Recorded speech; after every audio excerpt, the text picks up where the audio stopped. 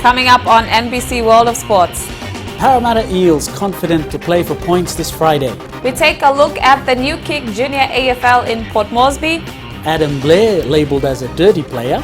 Results from the Trans-Tasman Netball Championships. And for our play of the day, we look at extreme skiing.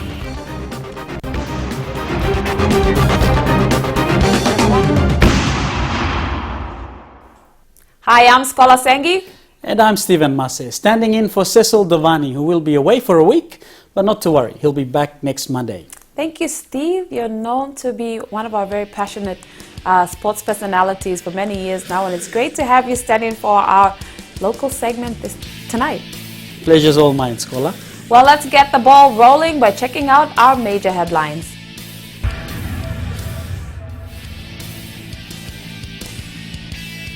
Former NRL salary cap auditor Ian Sherbert says the Parramatta Eels will be salary compliant by Friday's game against South Sydney Rabbitohs. Sherbert is consulting to the club trying to help it get back below the salary cap, which the NRL estimates exceeded by more than $1 million. Former salary cap auditor Ian Schubert is consulting for the Parramatta Eels as the club is trying desperately to become salary cap compliant by its next game against Souths on Friday night. Now, Schubert, the former NRL salary cap auditor, he met with the NRL this morning for over 2.5 hours.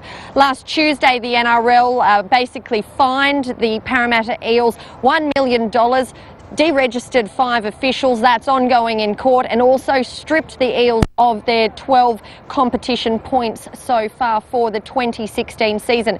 Now, they've said they can continue earning points if they become salary cap compliant by their next game, and of course we know that's against the Rabbitohs this coming Friday night. Ian Schubert, well, he says that he's confident that they can get below the cap. Let's have a listen to what he had to say. The NRL were most certainly open to reviewing what we'd already done and where we're at, and we got a very clear understanding of where they add up and how we add up. So we've got a little bit of work to do in the next couple of days, and very hopeful we'll get to where we need to be. Where are things at with Anthony Watmo? No specifics, but most certainly club will be cap compliant. We'll have a full capacity on Friday night, and we'll be playing for points. The NRL estimates the Eels are currently $570,000 over the cap for the 2016 season. One thing that could salvage it and make it quite an easy fix is the medical retirement of Anthony Watmo. Now, he joined the Eels late last year, but he hasn't played a game for Parramatta after injuring his knee. Late last week, the club applied to the NRL to basically rubber stamp his medical retirement and have his payout ruled outside the salary cap. If that is the case and the NRL chooses to backdate the payment to the beginning of the 2016 season, given the fact that Anthony Watmo is on about a $700,000 a year contract, that could almost solve the Eels' problem. So it's all up in the air for now. As I said, Ian Schubert met here this morning, and as he said, he's confident that the club will be salary cap compliant and playing for points come Friday night. Queensland Rugby League legend Gordon Tallis has lashed out at Broncos prop Adam Blair, labelling him as one of the dirtiest player in the NRL.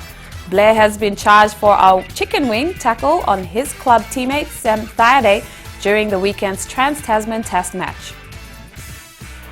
It's the tackle nobody wants to see. We're talking about a chicken wing here, are we? Yes, we are. And as Brisbane looks to pump up rugby league in the city this weekend, a Queensland legend has been left feeling deflated by Broncos prop Adam Blair. I think he's one of the dirtiest players on the field, and he means to do it. He hits blokes in the back playing that, and if I was playing against him, because the referees don't take matters in my own hands, I would have as a player. Blair's been hit with a Grade 1 dangerous contact charge. He'll miss this weekend's clash against the Manly Sea Eagles unless he fights to clear his name. I don't know how Wayne Bennett keeps on letting it go, because he used to chastise all of his players for doing that, mate. We always wanted to play within the rules, play tough, play fair. It's a man's game. It is a tough game.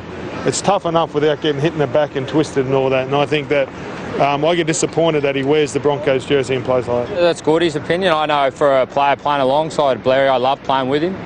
does bring that factor of living on the edge close to the line. Meantime, Maroons coach Kevin Walters has his own big football decisions to make, like who'll be in the Queensland side for Game 1 of this year's State of Origin series. Whilst you can plan and prepare as much as you like, it's still, who's available in those last couple of weeks or that last week prior to Origin. Walters could be getting closer to deciding who'll play fullback for Queensland. He was pleased with Darius Boyd's performance at the back for Australia, while Greg Inglis impressed him in the centres. Obviously those two guys are going to be in the team, it's just a matter of where we put them. The Queensland Maroons side will be named on May 24th. Michael Rennie, ABC News. Thanks, Scholar. Good signs for the Eels as they are adamant to get below the salary cap before Friday's match against the Rabbitohs. Well, we hope they do for the sake for our die-hard Eels fans out there, and that every game will be worth playing for.